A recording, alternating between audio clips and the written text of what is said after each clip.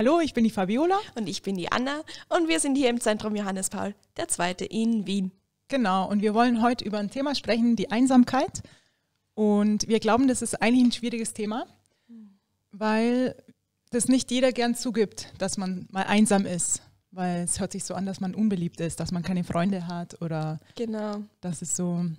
Also man fühlt sich unbeliebt. Und ja, es ist auch irgendwie eine Überwindung, über das zu sprechen, oder? Also wie kommen wir zwar eigentlich zu diesem speziellen Handkuss jetzt, aber ja, ich glaube einfach, wir haben dann so ein bisschen, uns ein bisschen Gedanken gemacht und sind dann auf ein paar gute Gedanken gestoßen, was wir mit Einsamkeit wirklich verbinden, auch in unserem Leben. Genau, wir glauben, dass es irgendwie jeder schon mal so eine Erfahrung gemacht hat oder das irgendwann mal machen wird und das ist einfach ein Thema, worüber wahrscheinlich jeder was sagen könnte. Und wir glauben auch, dass während dem Lockdown jetzt die Einsamkeit in vielen Menschen einfach da war. Genau. Das eine reale Erfahrung war. Man kann auch nicht mehr so in die Arbeit, also viele Leute sind im Homeoffice, man hat vielleicht einfach nicht mehr die Möglichkeit, jeden Tag wirklich in Kontakt mit anderen Menschen zu treten. Ja, genau. Deswegen die erste Frage, was ist eigentlich Einsamkeit? Wir haben einfach gesehen, es gibt zwei verschiedene Arten von Alleinsein. Vielleicht einmal die negative, oder? Also genau. Man kann irgendwie so umgeben sein von ganz vielen Menschen. Genau, es können so viele Menschen um dich rum sein, auf einer Party zum Beispiel, wo du dich nicht wohlfühlst. Es sind hunderte Menschen vielleicht um dich rum und du fühlst dich trotzdem ganz allein. Ja. Oder eben andersrum, wo wir komplett allein sind, aber uns total geborgen fühlen oder in Gemeinschaft. Ich durfte auch mal so eine krasse Erfahrung machen, wo mein Handy ging nicht, ich war beim Wandern, weit und breit niemand zu sehen. Und war eine coole Erfahrung, weil ich habe mich echt irgendwie geborgen auch gefühlt von jemandem, der mich trägt. Ja. So spannend. Also es hat offensichtlich überhaupt nichts mit den Leuten zu tun, die wirklich um uns rum sind, sondern ist eine innere Sache, ist eine Herzenshaltung, ist ein Gefühl, was man hat. Das ist total spannend. Ja, voll. Das ist was voll Tiefes, oder? Ja. Und eine Herzenssache. Und es spricht irgendwie von der Ursehnsucht, oder? Dass wir alle haben nach Gemeinschaft. Niemand wünscht sich im Leben komplett allein zu sein. Ja. Auch wenn man mal so voll böse drauf ist oder einfach so, ich will jetzt allein sein und so. Also im Letzten wünscht man sich das, glaube ich, auch nicht. Ja, und was ich auch so schön gefunden habe, dieser Punkt, den wir vorher besprochen haben, den du auch gesagt hast, dass Einsamkeit auch was mit Einzigartigkeit zu tun hat. Weil du bist in dir selber einfach einzigartig und so ist auch deine Einsamkeit einzigartig und man spürt sich auch selbst in diesem Moment, wo man alleine ist. Und deswegen ist Einsamkeit und Einzigartigkeit auch irgendwie miteinander verbunden. Ja. Oder man entdeckt vielleicht auch seine Einzigartigkeit in der Einsamkeit, weil wenn man nie alleine ist, wie kann man sich dann wirklich selber auch kennenlernen? Ja, total, wow. Ja. Und es ist auch so, ja, wenn man es so schafft, oder, in sich selbst zu ruhen auch und einfach okay damit zu sein. Ich bin so, wie ich bin. Ich bin einzigartig. Ich bin einfach so, wie ich bin und angenommen und in Freundschaft und geliebt. Und ich glaube, das wünschen wir uns alle. Aber in so Momenten der Einsamkeit, das vergisst man. Genau. Also Entschuldigung, niemand denkt, wenn man einsam ist, denkt man sich so, wow, ich bin so einzigartig und wunderbar gemacht und eigentlich habe ich so viel drauf, sondern man ist einfach nur, ich bin allein und ich habe keine Freunde und Genau. Und was machen wir denn da? Jetzt wird's praktisch. Ganz genau. Jetzt wird's praktisch, weil wir haben uns einige Optionen überlegt, die wir tun können, oder? Genau. Ja. Vielleicht ist das Erste, dass wir dem bewusst werden. Ja. Dem Gefühl bewusst werden, ich fühle mich jetzt einfach nur einsam.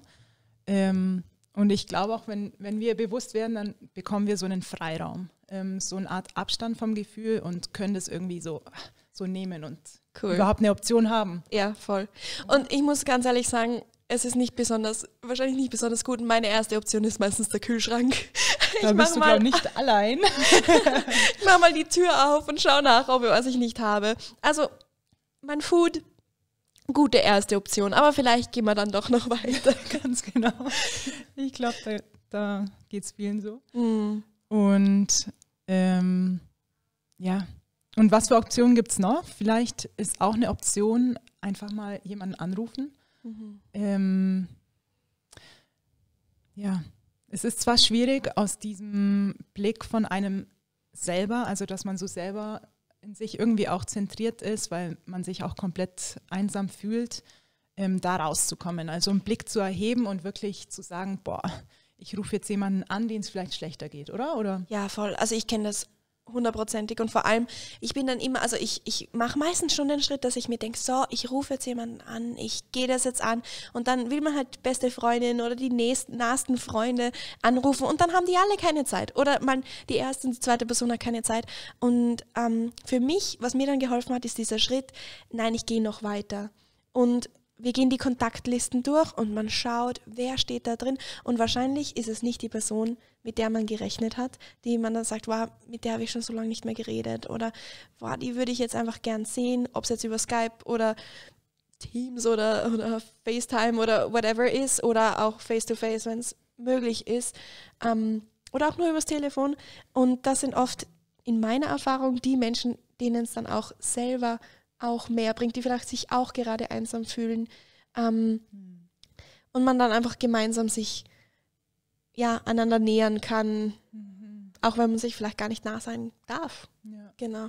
Wow, voll in die Freundschaft investieren. Genau, und das ist auch ein guter Punkt. Also oft geht es echt um die Investition und da, wo es einfach ist, da ist es auch schön, aber wo es dann wirklich tief geht, wo man dran arbeitet, da kann man sich dann oft am meisten mitnehmen auch. Ja. Also nicht bei der ersten Person bleiben, sondern mal weiterschauen. Genau, mal runtergehen, die WhatsApp-Liste vielleicht auch mal runterscrollen, mal schauen, mit wem hat man schon lange nicht mehr geredet. Ja. Genau. Wow, ja. Und vielleicht auch eine andere Option von den vielen Optionen, die es eigentlich wahrscheinlich auch gibt, haben wir uns auch gedacht, dass eine Option ist, einen Schrei zum Himmel zu machen. Einfach im Dialog bleiben mit Gott. Ja.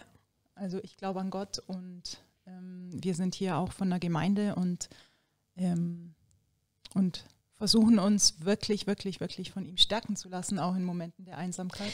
Ja, was ich auch so schön finde, egal ob ich jetzt glaube, dass da was ist, aber einfach wenn es mir schlecht geht, einfach über mich hinauszudenken, einfach sagen, hey, was ist da? Und egal, also Gott hält das auch aus, mal zu sagen, mir geht es jetzt gerade wirklich schlecht, wo bist du? Zeig dich. Also einfach dieses mal mehr zu tun, wie nur, kleine Anfragen. Also ich glaube, das ist auch das, was mir so viel Hoffnung gibt, einfach mal auch böse sein zu dürfen.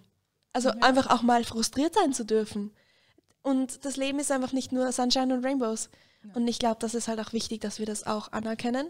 Und Einsamkeit is real und Einsamkeit tut weh. Und ich glaube, dieser Schrei zum Himmel heilt sehr viel auch in mir selber, weil es einfach diesen Raum gibt, auch mal böse zu sein. Ja, einfach der Raum, sein zu dürfen, wie man ist, mit seinen Gefühlen auch. Let it shine, let it shine, let it shine.